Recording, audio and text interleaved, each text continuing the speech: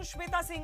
Antilia case के बाद लगातार हो रहे नए खुलासों और दावों के बाद बीजेपी उद्धव सरकार पर हमलावर हो गई है। आज तक से बातचीत में केंद्रीय गृह मंत्री अमित शाह ने पुलिस महकमे में वसूली और दलाली के आरोपों को लेकर सीधे मुख्यमंत्री उद्धव ठाकरे को, उनकी सरकार को घेरा है और कहा है कि उन्हें नैतिकता के आधार पर निर्णय लेना चाहिए। अमित शाह से पहले केंद्रीय मंत्री रविशंकर प्रसाद ने कहा कि महाराष्ट्र में वसूली सरकार चल रही है। महाराष्ट्र के गृह मंत्री पर गंभीर सवाल लगे। पूर्व कमिश्नर ने चिट्ठी में लिख दिया, जब इस तरह से हफ्ता महीना वसूली 100 करोड़ वसूली की बात हुई, बतौर गृह मंत्री आप इसको कैसे देखते हैं? देवेंद्र फडणवीस होम सेक्रेटरी से भी मिल रहे हैं। क्या केंद्र सरकार हस्तक्षेप कर सकती है? और पुलिस पर ऐसा आरोप लगना कि महीना वसूली करते थे, इस पर बतौर गृह मंत्री आप क्या कहेंगे? देखिए, अब सिर्फ पुलिस कमिश्नर का सवाल नहीं है और कुछ अफसरों ने भी चिट्ठी लिखी है। मैं कैंपेन में हूँ, मैं देवेंद्र जी जो भेजेंगे उसको आराम से देखेंगे, मगर ये नैतिकता का सवाल है और मेरा मानना है महाराष्ट्र सरकार ने नैतिकता बतानी चाहिए। क्या करना चाहिए? आपको लगता है गृह मंत्री को हटाना चाहिए? सर, मैं मुख्यमंत्री को कोई सलाह देना नहीं चाहता, मगर नैतिकता का कॉल उन्होंने लेना चाहिए। महाराष्ट्र में मित्रों जो हो रहा है वो विकास नहीं है, वो वसूली है। परसों अपने पटना के प्रेस में मैंने कहा था कि ये महा लूट अगाड़ी है। अब उसमें थोड़ा सा परिवर्तन किया कि महा वसूली अगाड़ी भी है। इतने बड़े महाराष्ट्र, ऐसे बड़े प्रदेश में आईपीएस और बड़े पुलिस पदाधिकारियों के ट्रांसफर पोस्टिंग में सीधा वसूली हो रही है। Extortion is being done. हमें उम्मीद थी कि मुख्यमंत्री कार्रवाई करेंगे, लेकिन दोषियों के खिलाफ कार्रवाई करने की बजाय एक ऑनेस्ट बहादुर महिला पदाधिकारी, रश्मि शुक्ला नाम है शायद, उसको सिविल डिफेंस का डीजीपी बना दिया गया। उद्धव सरकार पर इस जोरदार प्रहार के पहले महाराष्ट्र के पूर्व मुख्यमंत्री देवेंद्र फडणवीस ने पूर्व इंटेलिजेंस कमिश्नर रश्मि शुक्ला की रिपोर्ट के आधार पर दावा किया है कि वहां पुलिस अफसरों की ट्रांसफर पोस्टिंग में दलाली का नेटवर्क चलता है। यह रिपोर्ट अगस्त 2020 में राज्य के डीजीपी को सौंपी गई थी। हालांकि महाराष्ट्र सरकार ने दलाली नेटवर्क के आरोपों को झूठा कहा है और जिन रश्मि शुक्ला की रिपोर्ट को आधार बनाया गया है उन्हें अब बीजेपी की एजेंट कह दिया है। हालांकि इस आर पार के बीच महाराष्ट्र के गृह मंत्री अनिल देशमुख पर दबाव बढ़ता जा रहा है। फडणवीस ने आज एक बार फिर फरवरी में देशमुख के आइसोलेशन में होने के दावे को झुठलाया है।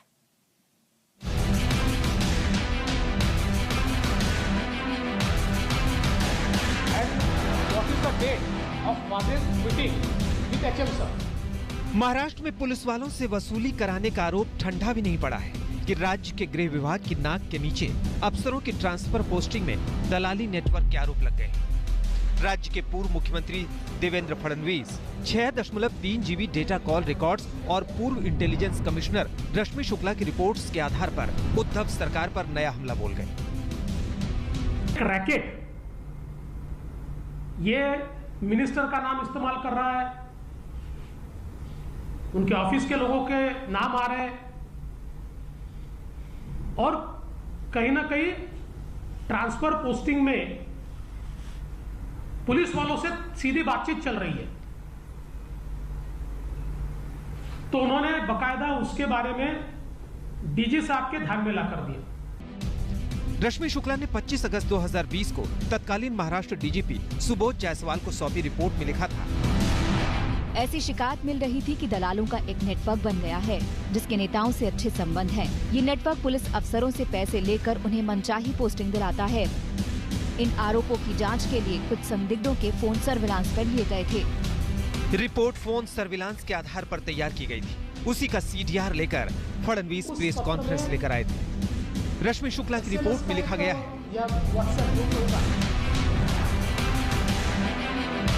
सर्विलांस से जो जानकारी मिली उससे पता चला कि दलाली नेटवर्क वाले आरोपों में दम था। सर्विलांस से ये भी पता चला कि इस दलाली नेटवर्क की कई रसूखदार लोगों से फोन पर बातचीत होती थी और पुलिस महकमे में नीचे से ऊपर तक के कई अफसर इनके संपर्क में थे।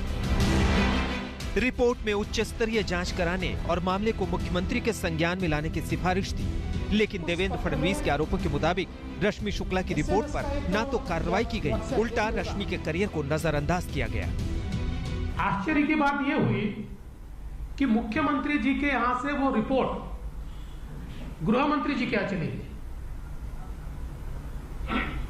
और उसके बाद इसके ऊपर कार्रवाई होना दूर, कार्रवाई किस पर हुई? कार्रवाई हुई कमिश्नर इंटेलिजेंस पे। कैसे हुई? तो पहले कमिश्नर इंटेलिजेंस को, वो सीनियर मोस्ट थी,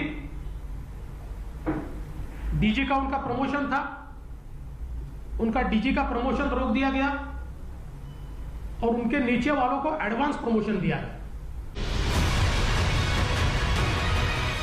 ट्रांसफर पोस्टिंग में दलाली के आरोपों के बाद महाराष्ट्र की राजनीति में नए सिरे से बवाल होना तय है। रश्मि को बीजेपी का एजेंट बताते हुए महाराष्ट्र सरकार ने फडणवीस के आरोपों को झूठा कहा है। हमें लगता है ये सारे षड्यंत्रकारी रिपोर्ट भी है और रश्मि शुक्ला जी ने किसी का भी फोन परमिशन लेके टैप नहीं किया। इलीगल फोन टैपिंग करने का काम वे करती थी, उसी के आधार पे निराधार रिपोर्ट उन्होंने तैयार की। लेकिन जब महाराष्ट्र में महाराष्ट्र विकास आघाड़ी की सरकार बन रही थी तो रश्मि शुक्ला इलीगली सारे नेताओं के फोन टैप कर रही थी, उसकी भी जानकारी सरकार के पास है। उनकी लॉयल्टी बीजेपी के साथ है, इसलिए केंद्र में उनको बुला लिया गया। महाराष्ट्र सरकार की दलीलों के बावजूद राज्य के गृह मंत्री अनिल देशमुख की मुसीबतें बढ़ती जा रही हैं। फरवरी में देशमुख के क्वारंटीन होने के दावे को बीजेपी ने कल ही झुठलाने की कोशिश की थी।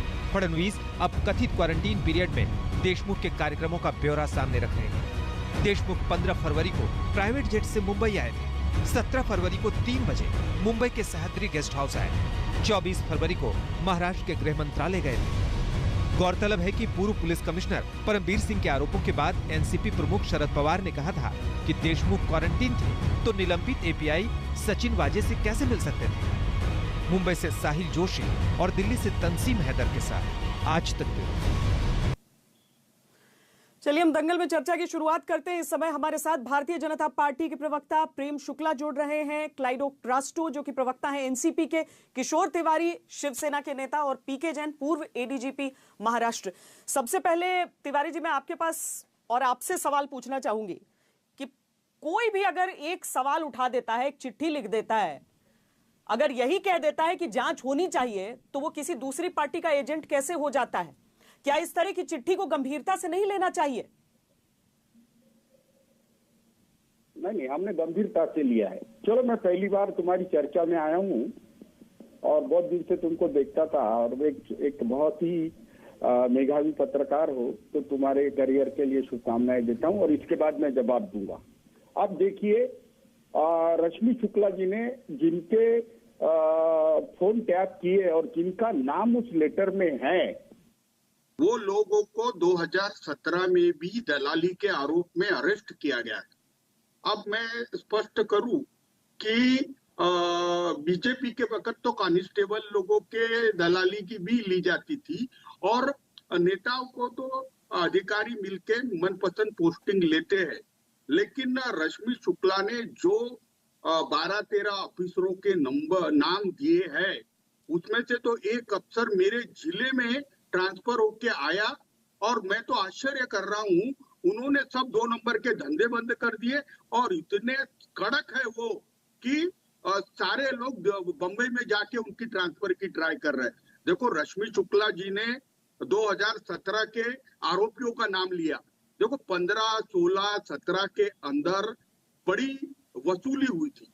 सुबोध जायसवाल ये कंट्रोवर्सी में फंस गए थे क्योंकि 17 वाले लोगों पर तो एक्शन हो गया ना किशोर तिवारी जी। जून 2017 के जिन लोगों का वो जिक्र कर रही हैं, वहां पर तो एक्शन हुआ, लेकिन जब 2020 की वो जांच की बात कर रही हैं, जहां पर वो कह रही है कि ड्यू प्रोसीजर को फॉलो करते हुए फोन टैप किए गए, उस पर एक्शन क्या होगा या सिर्फ इसे इस बात को लेकर डिसमिस किया जाएगा कि नहीं ये राजनीतिक आरोप है? नहीं, एक्शन तो होगा। और देखो, दलालों की दुनिया बहुत दिनों से सक्रिय है। ये लोग सरकारें कोई भी आए, ये कॉमन रहते हैं, लेकिन सारी ट्रांसफर पैसे लेके की गई, वो तो ऐसा ही आरोप हुआ। परमबीर ने कह दिया कि 100 करोड़ रुपया वसूली करने को गए, कितने पैसे दिए, किसको दिए? अरे क्या है, बीजेपी विचलित हो गई है, उन्हें सत्ता में कैसा भी आना है, लेकिन बदनामी करने का जो तरीका है इससे महाराष्ट्र की छवि पूरी खराब हो रही है। ये सब बेबुनियादी आरोप है, मैं बताता हूँ। देखिए, अगर जिन अधिकारियों के नाम उसमें हैं वो महाराष्ट्र में सेवारत है और वो तो कोई बीजेपी के या शिवसेना के कार्यकर्ता नहीं है, उनको भी सबको पूछ लिया जाए कि आपने भैया ये पोस्टिंग के लिए कितने पैसे दिए। कैसी बात करते हो आप? हाँ, कोई उगाही करने के तरीके ऐसे होते हैं। अरे राजनेताओं को ट्रांसफर के लिए मिलने वालों की लाइन लगी रहती है, कोई सामाजिक काम के लिए मंत्रालय में नहीं आता है। और मैं तो पिछली सरकार में 4 साल था, मैंने तो हरदम ही दलालों से घिरा हुआ देखा इनको। और ये क्या बोलते हैं, जिनके नाम है एक चिट्ठी आपको लिख देनी चाहिए थी ना किशोर तिवारी जी उस समय, 4 साल में जब आपने दलालों से घिरा हुआ देखा था। लेकिन मैं आपके पास लौटती हूँ। पहले प्रेम शुक्ला जी, जो आरोप आप पर किशोर जी लगा रहे हैं, जो आरोप भारतीय जनता पार्टी पर पूरी की पूरी महाराष्ट्र सरकार लगा रही है कि आपके एजेंट्स के इशारों पर ये सारी चीजें हो रही हैं और भारतीय जनता पार्टी बेचैनी में है कि गिर जाए वहां की सरकार तो वहां सरकार बना सके। देखिए, सरकार गिरे न गिरे ये बात का मुद्दा है क्या, लेकिन ये सरकार का, किसी भी सरकार का ये धर्म है कि आप एक उद्योगपति के घर के बाहर जिलेटिन प्लांट करने वाले अधिकारी का डिफेंस करें। एक आप उद्योगपति के घर के बाहर सचिन वाजे बम प्लांट करते हैं, जिलेटिन प्लांट करते हैं, और उनके डिफेंस में कौन निकलते हैं? आदरणीय उद्धव ठाकरे, आदरणीय संजय राउत। क्यों निकलते हैं? अगर उनका जो है उस अधिकारी के साथ किसी प्रकार का नेक्सस नहीं है तो उसको डिफेंड करने की आवश्यकता नहीं, जांच होने देते हैं ना, ये जांच करती है उसकी, लेकिन उसको डिफेंड करने निकल पड़े। अब दूसरी बार अनिल देशमुख के बारे में 100 करोड़ रुपए, भाई परमवीर सिंह जी को कमिश्नर किसने बनाया था? आदरणीय उद्धव ठाकरे जी ने ही बनाया था ना। वो किसको विश्वास में लेकर तमाम कार्रवाइयां कर रहे थे? आदरणीय उद्धव ठाकरे जी को लेकर कर रहे थे। अब आदरणीय उद्धव ठाकरे, कृपया सुन ले, बीच में ना बोले, कृपया बीच में ना बोले। मैं आपको बहुत धैर्य से सुन रहा था ताकि एक स्वस्थ बहस हो सके। अब उसके परमवीर सिंह जो होंगे वो बीजेपी के एजेंट हो गए। रश्मि शुक्ला अगस्त में शिकायत लिखती हैं और वो पत्र में बहुत स्पष्टता से लिखती हैं कि हमने जो है जो टेलीफोन जो ऑब्जर्वेशन में रखे वो ड्यू प्रोसेस का पालन करते हुए रखा, और उसका पत्र उन्होंने पूरा एविडेंस किसको दिया? डीजीपी को दिया। डीजीपी ने उसको फॉरवर्ड किया। उस पर कार्रवाई क्या हुई? अगर रश्मि शुक्ला गलत कर रही थी तो रश्मि शुक्ला पर क्या कार्रवाई हुई? और यदि रश्मि शुक्ला सही कर रही थी तो जिनके खिलाफ कार्रवाई होनी थी वो कार्रवाई क्यों नहीं हुई? उसका क्या कारण था? और जब आज आदरणीय देवेंद्र फडणवीस जी ने सारे मामलों को विस्तार से जनता के समक्ष रख दिया तो आज आप रश्मि शुक्ला जो है एजेंट होंगे भारतीय जनता पार्टी की। ये क्या तरीका है साहब? पूरी बात आप जो है कुकर्मियों को, अपराधियों को, भ्रष्टाचारियों को आप जो है पूरी तरह से बचाने का प्रयास क्यों करते हैं? एक सरकार जो संविधान की शपथ लेकर बैठी सरकार अपराधियों की संरक्षक बन जाए, क्या उससे यह अपेक्षा है क्या?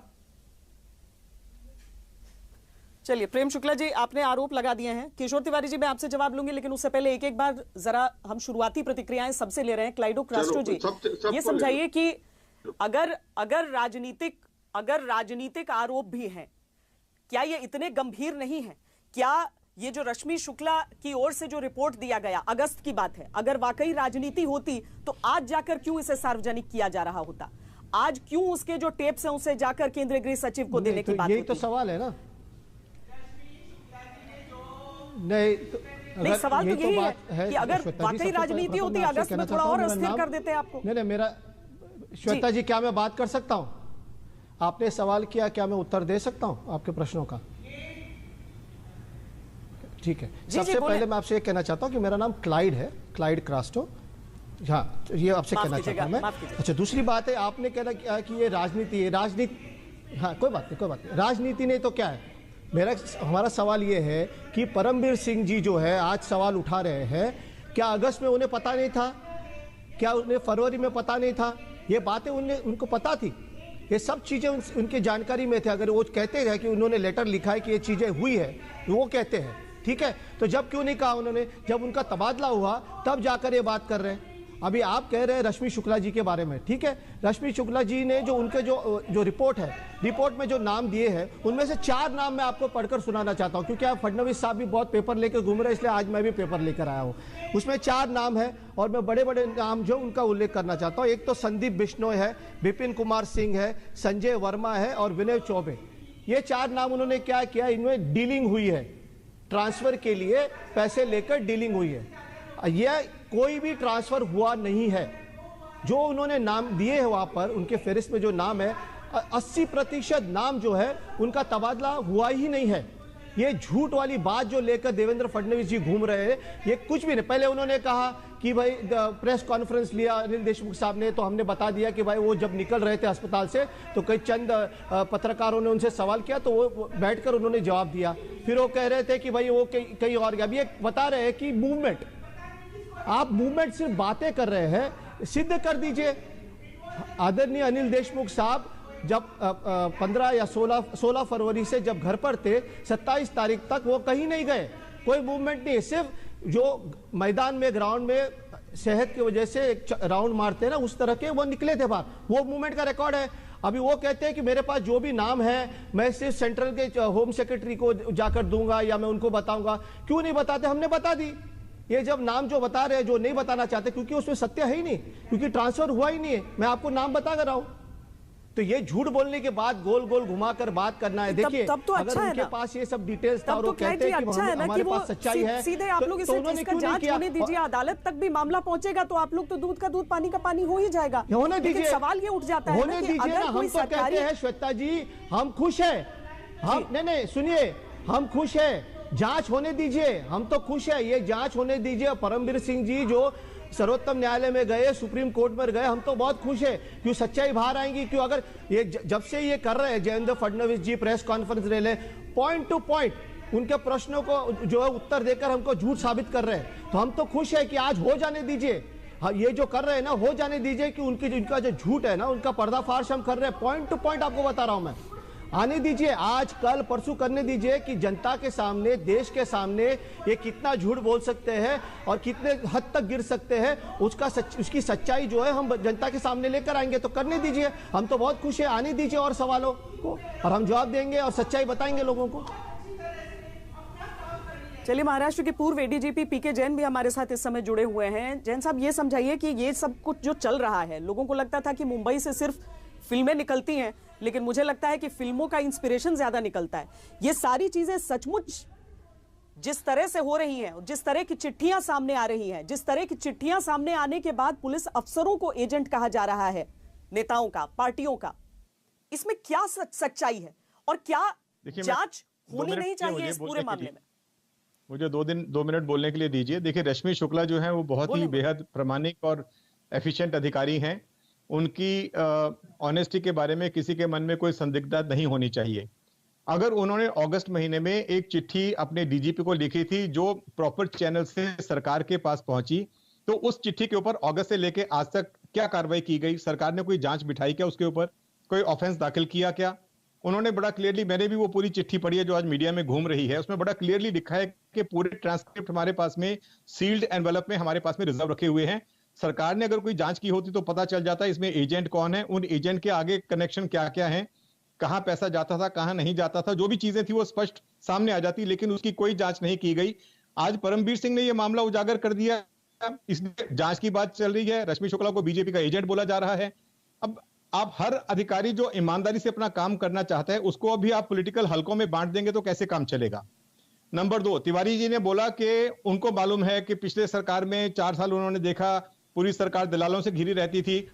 आप परमवीर सिंह के 3 दिन लेट किए हुए जो बयान है उसके ऊपर आप ऑब्जेक्शन ले रहे हैं। बयान नहीं है, उसने तो राइटिंग में दे दिया, और आप 4 साल ये देखते रहे और आपने मुंह नहीं खोला। बड़े अजीब बात है। नंबर 3, आज तक मुख्यमंत्री ने एक बार भी ये नहीं बोला कि परमवीर सिंह मुझे मिले नहीं और उन्होंने मुझे अनिल देशमुख जी के बारे में कोई कंप्लेंट नहीं की। आज तक कोई स्टेटमेंट नहीं है। शिवसेना की तरफ से उनकी लीडरशिप, जिनको इस पूरे मामले की जानकारी है, वो पूरी तरह से चुप है। एक भी स्टेटमेंट आया नहीं। और जितने भी एनसीपी ने जो स्टेटमेंट दिए हैं वो सारे उसमें इतने दुनिया भर के लूप होल्स हैं जो सबके सामने उजागर हो रहे हैं।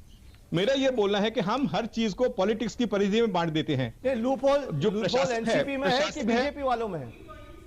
प्रशासन जो है उसकी बात कोई नहीं करता। इन्वेस्टिगेशन खड्डे में चली गई। अभी जो वो इन्वेस्टिगेशन है कहां जा रही है? एटीएस ने दूसरा केस एनआईए को सौंपना था, वो सौंप नहीं रहे। उसमें कुछ अलग तथ्य निकाल के बता देंगे। दोनों इन्वेस्टिगेशन में कहीं ना कहीं डायकोटमी आ जाएगी, जिसका फायदा आरोपी को मिलेगा। ये महाराष्ट्र गवर्नमेंट की तरफ से चल क्या रहा है? आप एक जस्टिस की डिमांड ऐसी है कि दोनों इन्वेस्टिगेशन एक ही जगह होनी चाहिए। काफी गंभीर आरोप लगाए हैं, इसका जवाब जरूर हम लेते हैं। किशोर तिवारी जी, जो सारी चीजें उन्होंने कही हैं उसका जवाब इसीलिए भी जरूरी है। जी किशोर, क्या मैं कह सकता हूं? जी आप ही, जी कहिए पीके जैन सर, कहिए। नहीं, वो कोलासो जी अपने क्लाइड जी बोल रहे थे। क्लाइड जी मैं बात कर सकता हूं ना? श्वेता जी, क्या मैं उत्तर दे सकता हूं जैन साहब को? श्वेता, नहीं, मेरा कहने का मतलब कि देखिए ऐसा है कि हम लोग डिस्कस कर सकते हैं इस चीज को। तिवारी जी, एक मिनट मैं अपना बात रख दूं, आप फिर कर लीजिए। हाँ, बोलिए। ठीक है, बोलिए ना, बोलिए। श्वेता जी, जैन साहब जो है कल भी मेरे साथ डिबेट में थे, उनको काफ़ी उनकी रिस्पेक्ट करता हूँ, पूर्व पुलिस के थे। मेरा कहने का मतलब उनसे ये भी है कि आप कह रहे हैं कि लूप होल्स है जो एनसीपी कहती। लूप होल तो हमने जो बीजेपी बता रहे हैं 2 दिन से, वो सब लूप होल्स हम खोल रहे हैं। हम बता रहे हैं कि भाई वो जो बातें कर रही है, वो कह रहे हैं कि प्रेस कॉन्फ्रेंस लिया, हमने बताया प्रेस कॉन्फ्रेंस की क्या सत्य बात जो है। वो कह रहे हैं कि मूवमेंट था तो हमने बता दिया क्या मूवमेंट है। वो कह रहे हैं कि ये जो ट्रांसफर में पैसे लिए गए थे, हमने नाम लेकर बताया कि ट्रांसफर नहीं है। तो ये जो झूठ बोल रहे हैं, आप थोड़ा सा ध्यान दीजिए जैन साहब। आप थोड़ा चाहिए तो मैं आपको प्रेस कॉन्फ्रेंस दोनों के भेज देता हूं, आप कंपेयर कर लीजिए। आप क्लाइड जी मेरे को एक चीज बता दीजिए। जैन साहब, आप बात करें तभी मैं बात नहीं कर रहा, आपकी बहुत आदर करता हूं, मैं आपको इंटरजेक्ट नहीं करना चाहता। जैन साहब जी, आपने अपनी बात रख ली है। आपने जो बात कही कि वो कभी ट्रांसफर पोस्टिंग्स हुए ही नहीं, और ये लेकिन पीके जैन जो सवाल उठा रहे हैं वो सीधे तौर पर किशोर तिवारी से ये पूछ रहे हैं कि अगर वाकई उन्हें भी मालूम है कि महाराष्ट्र में ये चल रहा था, तो आज अगर कोई पुलिस अधिकारी ये चीजें उठा रहा है, नहीं, आरोप किशोर तिवारी जी पर लगे थे, तो जरा उनसे जल्दी से जवाब ले ले, फिर मैं आपके पास लौटती हूँ। किशोर तिवारी जी बताइए। हाँ, देखो 2017 में जब ये बात सामने आई तो हमने उन पर पुलिस एक्शन लेके अरेस्ट भी कर लिया था। ये मैं क्लियर करता हूँ। मैंने देवेंद्र जी से ये बात उजागर भी की थी कि और उन्होंने पहले 2014 के अंदर तो बहुत नियम बनाए थे और मिनिस्टरों के हाथ से ट्रांसफर निकाल ली थी। लेकिन बाद में जब 5 राज्यों के चुनाव आए तो ये फिर से ऐसे ही हो गया। मैं यहाँ बोलना नहीं चाहता था, लेकिन जिस तरीके की बातें आ रही है, मुझे बताओ, जैन साहब की भी एक फाइल वहां आई थी और देवेंद्र जी उस वक्त, देखो जैन साहब ने किसी भी डिबेट में आना नहीं चाहिए क्योंकि जैन साहब बेनिफिशियरी थे, तो ये बायस डिस्कशन हो जाता है। मैं कभी ये बात नहीं करता था। मैं रश्मि शुक्ला की बात कर रहा हूँ कि वो प्रामाणिक है। उन्होंने जो रिपोर्ट दिया वही दलाल सक्रिय हुए और लेकिन किसी ने पैसे नहीं दिए। इंक्वायरी हुई नहीं साहब, आप कैसे बोलेंगे पैसे दिए नहीं दिए? इंक्वायरी तो हुई नहीं उसकी। अरे उनकी ट्रांसफर ही नहीं हुई। इंक्वायरी के बिना निर्णय नहीं सुनाया जा सकता ना। इसीलिए अगर आज की तारीख में इतने गंभीर आरोप लगे हैं, इंक्वायरी हुई क्या? चाहे पुलिस की बात हो चाहे सरकार की बात हो, ये दोनों ऐसी संस्थाएं हैं जिनकी ओर लोग विश्वास से देखते हैं। अगर वहीं से न्याय नहीं मिलेगा, कम से कम वो लोग तो इस बात से न बचे ना कि हम जांच के दायरे से ऊपर हैं। जैसे ही किसी ने मेरे ऊपर उंगली उठा दी, भाई तुम विरोधी के खेमे के हो। अगर इस तरह से होगा तो जो आवाज उठाना भी चाहते हैं सच्चे अधिकारी, वो भी डरेंगे इन सारी चीजों से। आप बाकायदा उस व्यक्ति पर भी जांच बैठा दें, लेकिन कम से कम इस मामले पर तो जांच बैठाई जाए। लेकिन प्रेम शुक्ला जी, आप पर भी कई सवाल उठाए जा रहे हैं कि क्या भारतीय जनता पार्टी भटकाने की कोशिश कर रही है। शरद पवार ने अपनी तरफ से कह दिया था कि जो वहां के गृह मंत्री हैं वो अपने घर से नहीं निकले। आप लोगों ने जो सबूत दिए हैं उस पर भी आपसे चर्चा होगी, और साथ ही इस बात पर भी चर्चा होगी कि अगर ट्रांसफर पोस्टिंग नहीं हुआ तो भ्रष्टाचार कैसे। ब्रेक के बाद मैं आपके पास आती हूं, देखते रहिए। आज महाराष्ट्र में जो कुछ चल रहा है वो भ्रष्टाचार है या केवल राजनीति से प्रेरित एक घटना, इसी पर दंगल आप देख रहे हैं। जिस तरीके से एक नई चिट्ठी आज सामने आई है और उस चिट्ठी को लेकर हड़कंप मचा हुआ है। हमारे साथ तमाम खास मेहमान इस समय जुड़े हुए हैं, लेकिन प्रेम शुक्ला जी, आपसे ये सवाल जो कि आपके विरोधी आप लोगों पर उठा रहे हैं कि बीजेपी केवल भटकाने की कोशिश कर रही है एक ऐसी चिट्ठी के आधार पर जिसमें जो नाम शामिल हैं उनकी ट्रांसफर पोस्टिंग कभी हुई ही नहीं। इस दायरे में, समय के इस दायरे में?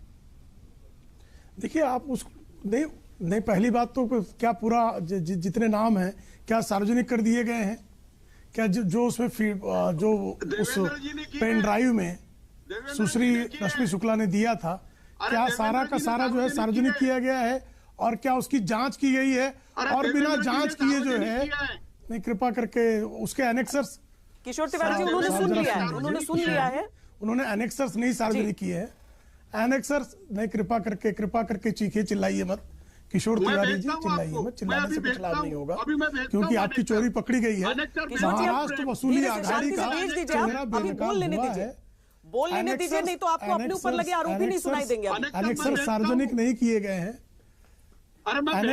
एनेक्सर सार्वजनिक नहीं किए गए हैं, एक बात। और उसकी जांच नहीं की गई, पुष्टि नहीं की गई है, तो क्या आपको सीएम कार्यालय ने भेज दिया था? किशोर तिवारी आजकल उद्धव ठाकरे का मुख्यमंत्री कार्यालय आप ही संचालित कर रहे हैं क्या?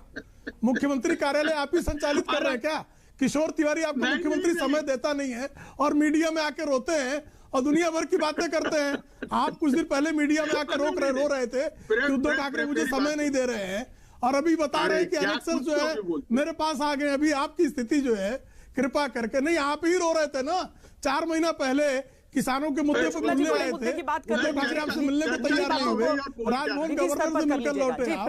तो कृपा करके जो है आप अधिक दावे जो बोस्टिंग करते हैं ना, बोस्टिंग करने के तुलना दूसरों को सुनने का जरा कष्ट उठाएं। तो पहली नहीं चर्चा आप भटका रहे हैं साहब, मैं तो आपके बीच में बिल्कुल टोका टोकी नहीं कर रहा था। चूंकि शिवसेना का महावसूली आघाड़ी वाला, शिवसेना, कांग्रेस और एनसीपी का महावसूली आघाड़ी का चेहरा बेनकाब हुआ है। एक उद्योगपति को डरा धमकाकर उससे वसूली का प्रयास होता है, सचिन वाजे को 100 करोड़ रुपए वसूली करने का प्रयास होता है, ट्रांसफर पोस्टिंग में वसूली का प्रयास होता है, और जो जांच के लिए विसल ब्लोइंग करता है उसके खिलाफ कार्रवाई कर दी जाती है, उसका जो है प्रमोशन रोक लिया जाता है, बाद में उसको डीजी सिविल डिफेंस में ट्रांसफर किया जाता है। तो आपने लगातार अपराधियों को बचाने का, जो उद्धव ठाकरे जी के नेतृत्व में अपराध हो रहा है, उस अपराध को बेनकाब कर देना, यह भ्रमित करना नहीं है, बल्कि अपराध को बेनकाब करना, अपराधियों को बेनकाब करना, यह विपक्ष का दायित्व है। और विपक्ष का दायित्व का भली भांति निर्वाह भारतीय जनता पार्टी और आदरणीय देवेंद्र फडणवीस जी कर रहे हैं।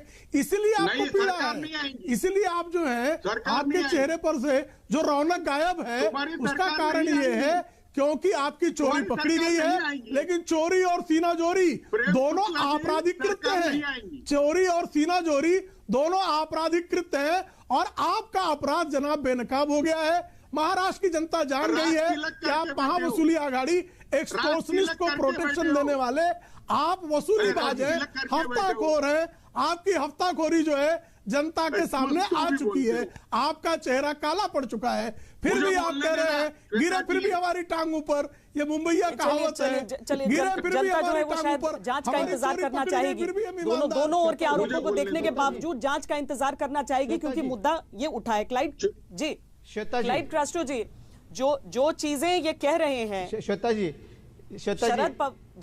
शरद पवार जी ने भी उसका जवाब देता हूं ना श्वेता जी, सबके सामने आकर कहीं अनिल देशमुख का जिस तरह से बचाव हुआ, जिस तरह से देवेंद्र फडणवीस ने कहा कि पवार साहब को ही गलत इंफॉर्मेशन आप लोगों ने दे दिया था, ये गलत इंफॉर्मेशन या तुम गलत या हम सही, इस तरह की चीजों से तो सचमुच में बेहतर होगा कि वंस एंड फॉर ऑल ये मामला जांच के साथ सेटल हो।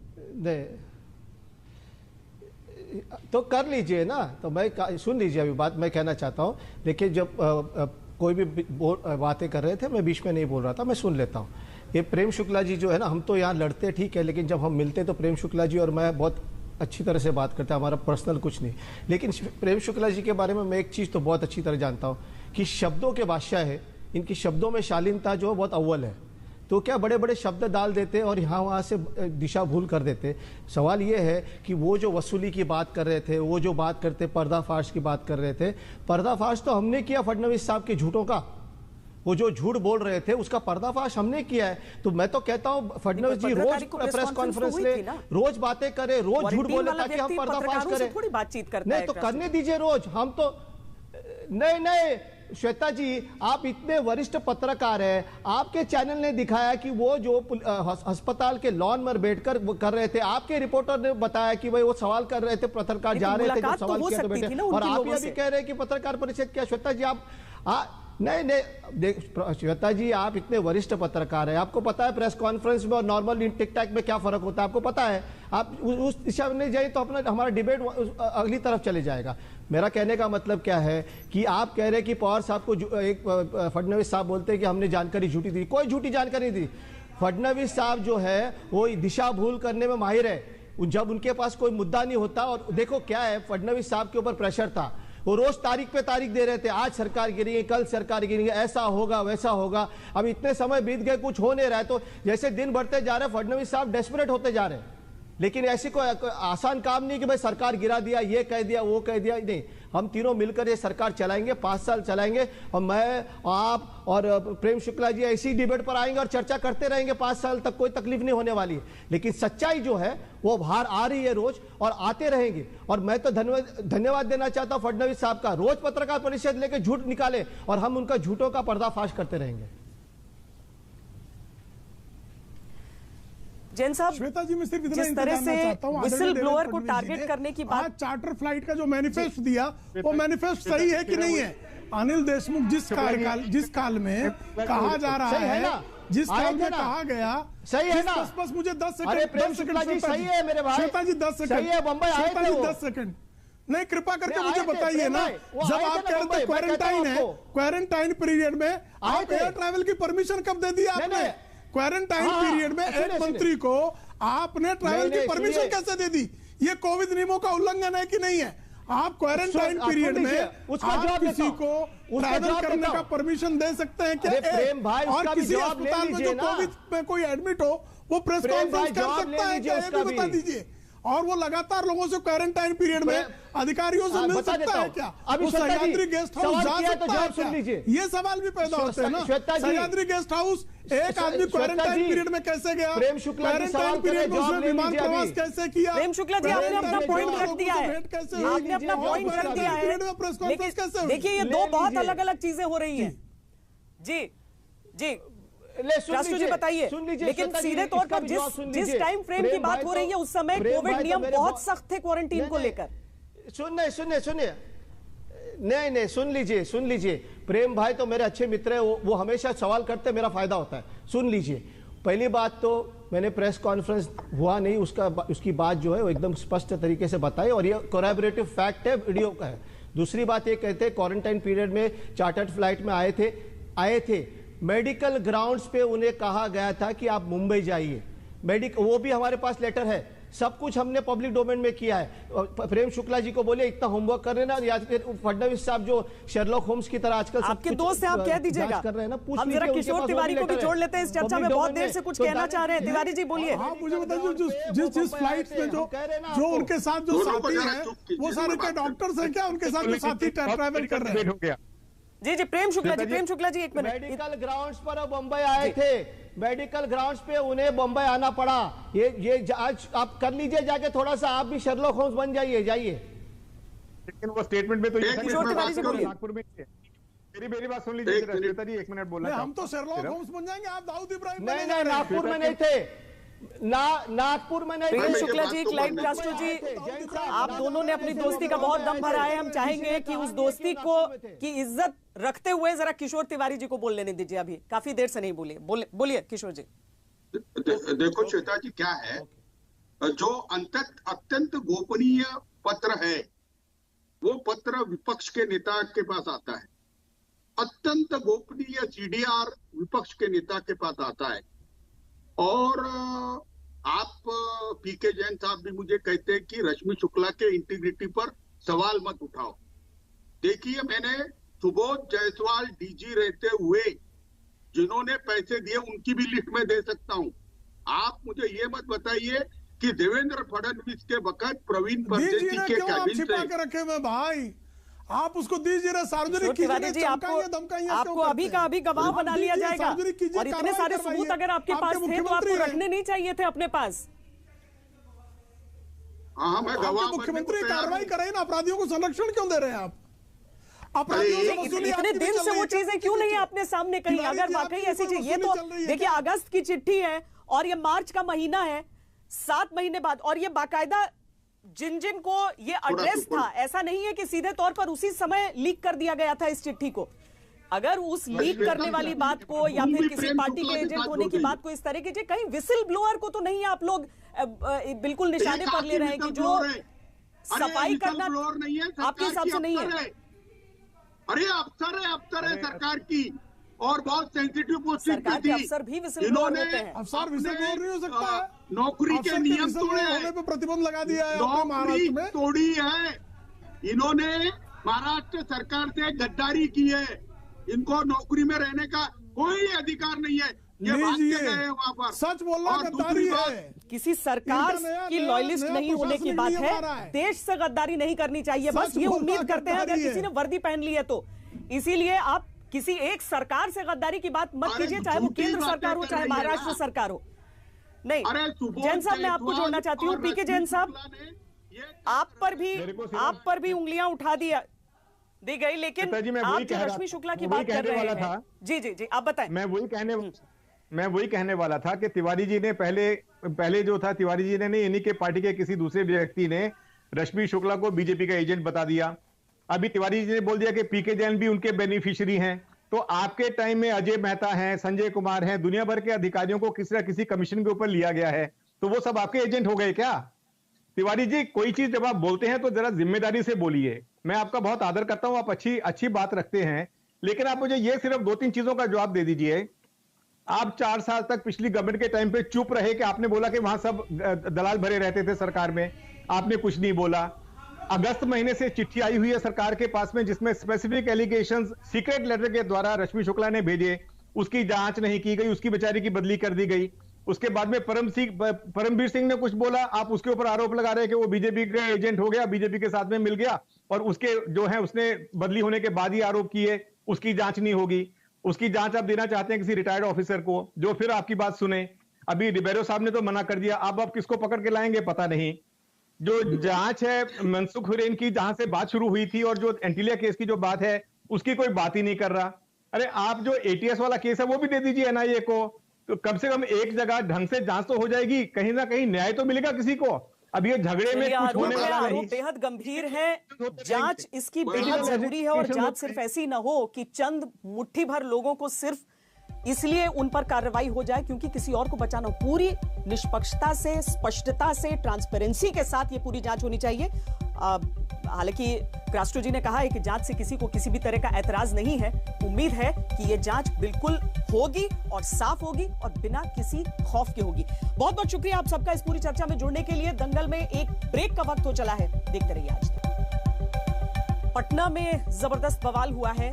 बिहार विशेष सशस्त्र पुलिस विधेयक को लेकर आरजेडी के विधायकों ने जमकर हंगामा किया। विपक्ष ने विधानसभा में हंगामा किया। हालांकि हंगामे के बीच बिल को पेश कर दिया गया। सभी विधायकों ने विधानसभा अध्यक्ष के दफ्तर को घेर लिया, उन्हें बाहर जाने नहीं दिया।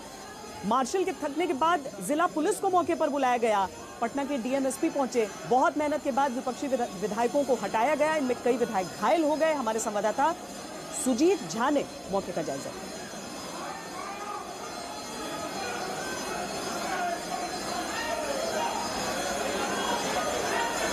बिहार विधानसभा में इस तरह का दृश्य पहले कभी नहीं देखा गया था कि जब विधानसभा अध्यक्ष को उनके कक्ष से न निकलने दिया जाए।